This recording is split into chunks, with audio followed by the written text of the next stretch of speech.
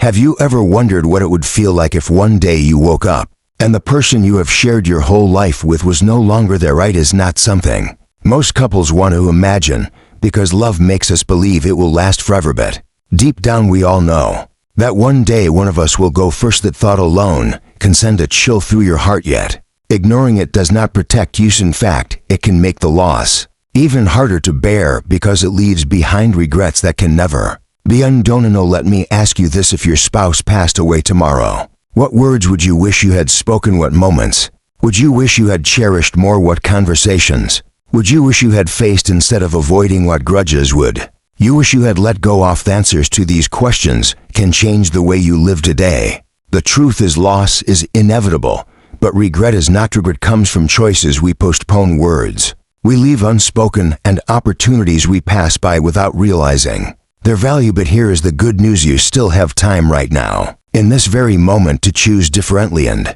that choice can save you from carrying unnecessary pain. La Terre. So today, we are going to explore the 5 regrets people confess to the most when their spouse dies first. And I promise you this: if you stay with me until the end, you will not only see how to avoid these regrets, but you will also feel inspired to live and love in a way that brings peace instead of sorrow. So let us begin with the first regret. First regret is not expressing enough love and appreciation. This one runs deep, because no matter how long the people have been together, love that is not spoken out loud can feel invisible once one partner is gone. Think about it. When was the last time you looked into your spouse's eyes and said "I love you" in a way that made them feel truly seen? When was the last time you whispered thank you for the little things, like folding the laundry or making the coffee, or simply sitting beside you after a long day? Most of us fall into routines. We talk about groceries, we discuss bills, we share chores, we handle family issues, and in the middle of all that we forget the words that matter most. We assume our spouse already knows how we feel, but when they are gone, that silence echoes louder than any spoken word ever. Cowed psychologists tell us that words of affirmation are like water for the soul. They strengthen bonds, they calm fears, they nurture closeness. With it, then the heart feels uncertain even when love is present. Once your spouse is gone, you may find yourself asking the haunting question: did they truly know how much I valued them? Let me share a story. Robert was 81 when he lost his wife of 55 years. Said that what kept him awake at night was not the arguments they had, but the moments he failed to thank her. She made his coffee every single morning without fail. She folded his favorite blanket at the end of the bed every night. Thought of those acts as ordinary at the time, but after she was gone, he realized they were extraordinary expressions of love, and he regretted how seldom he acknowledged them out loud. Robert teaches us a powerful lesson: love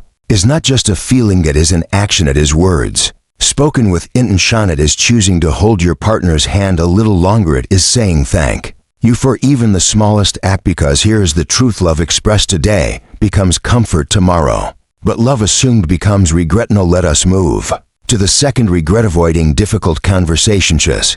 One might surprise you, many couples avoid talking about uncomfortable topics, like what to do if one gets sick, what their end-of-life wishes are, how finances should be handled, or even something as simple as where important documents are kept. They avoid these conversations, not because they do not care, but because they fear upsetting each other. They fear admitting that life together is not forever, so they put the talks off for another day. But when that day never comes, the surviving spouse is left overwhelmed and uncertain. Imagine being in the middle of grief and also having to make decisions you never wanted to make. Alone, imagine asking yourself questions you can never answer. What would they have wanted? Am I honoring their wishes? Am I doing this right? That is the burden many carry because of conversations left undone. Psychologically, avoidance feels easier in the moment, but it leaves behind a long shadow of regret. Elaine was 78 when her husband died suddenly. She said she did not even know where the insurance papers were kept. She had no idea which bills were due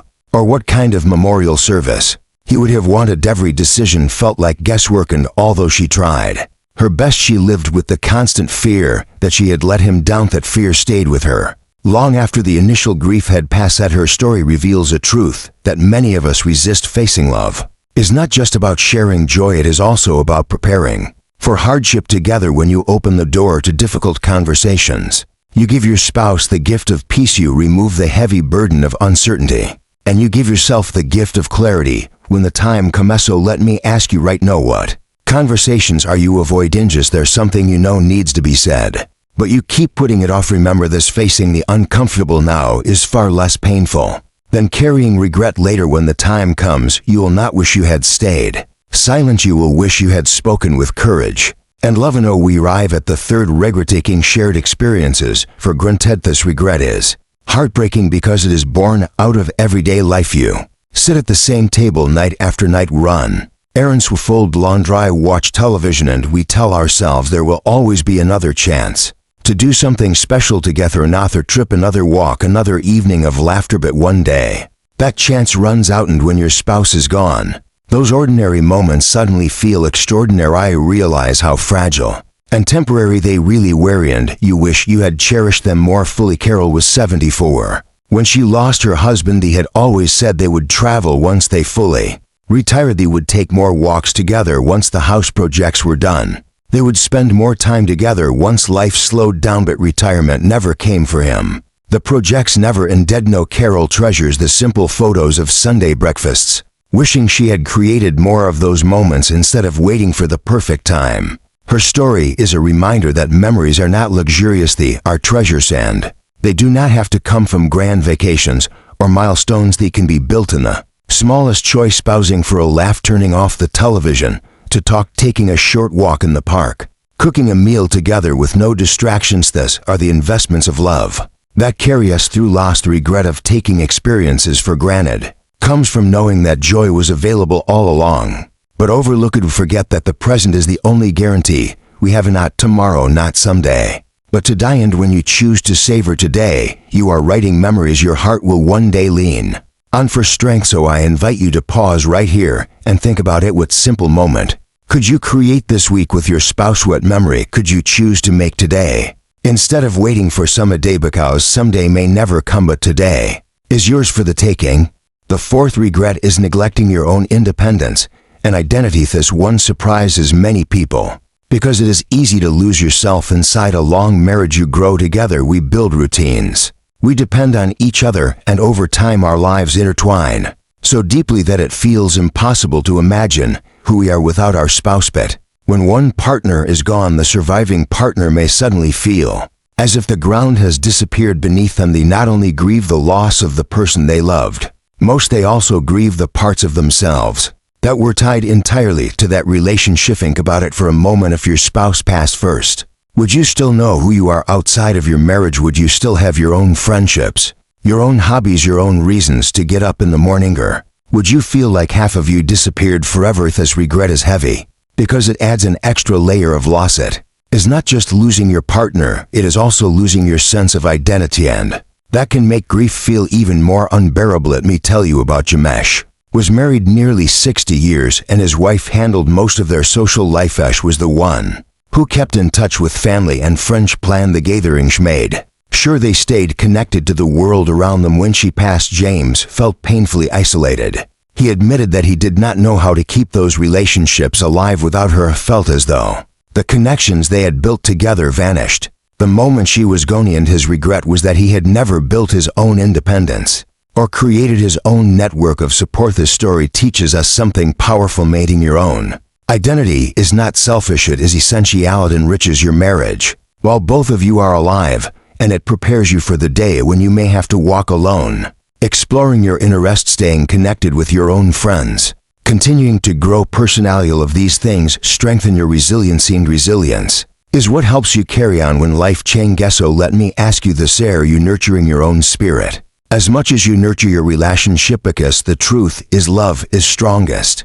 when both partners are whole individuals who choose each other every day rather than leaning on each other for all of their sense of purpose. And we move to the fifth regret, failing to repair conflicts or let go of grudges. Perhaps this is one of the heaviest regrets of all because it leaves behind a wound that can never be healed once your spouse is gone. Every marriage has arguments, and frustration shed is natural, but when conflicts are left unresolved, when forgiveness is postponed, when anger lingers quietly in the background, those emotions can turn into chains that weigh heavily. After death, suddenly, you are left with questions.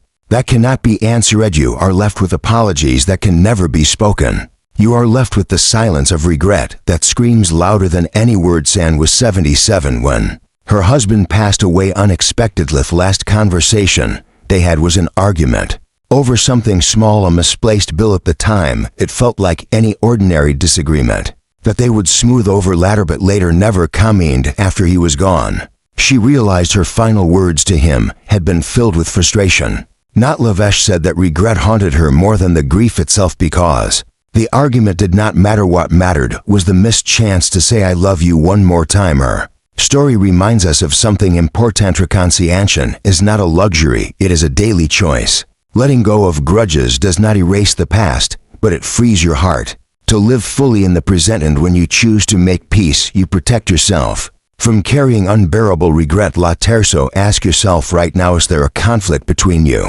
and your spouse that you have let linger? Is there an apology you have been meaning to say, but pride keeps holding you back? If tonight was the last time you saw them, would you want that unresolved pain to be the final note of your love story? Or would you rather leave this world with peace in your heart and peace in theirs? Let me tell you something powerful. Love is not proven in how few disagreements you have. Love is proven in how quickly you choose forgiveness, because forgiveness says, I value our connection more than I value being right. And forgiveness today becomes comfort tomorrow. No, let us bring all of this together. We have walked through the 5 greatest regrets people carry when their spouse dies. First, not expressing enough love, avoiding hard conversations, taking everyday experiences for granted, neglecting personal independence, failing to repair conflicts. Each of these regrets is real and painful, but each also carries a lesson that you can act on right now. Before it is too late, you still have time to speak words of love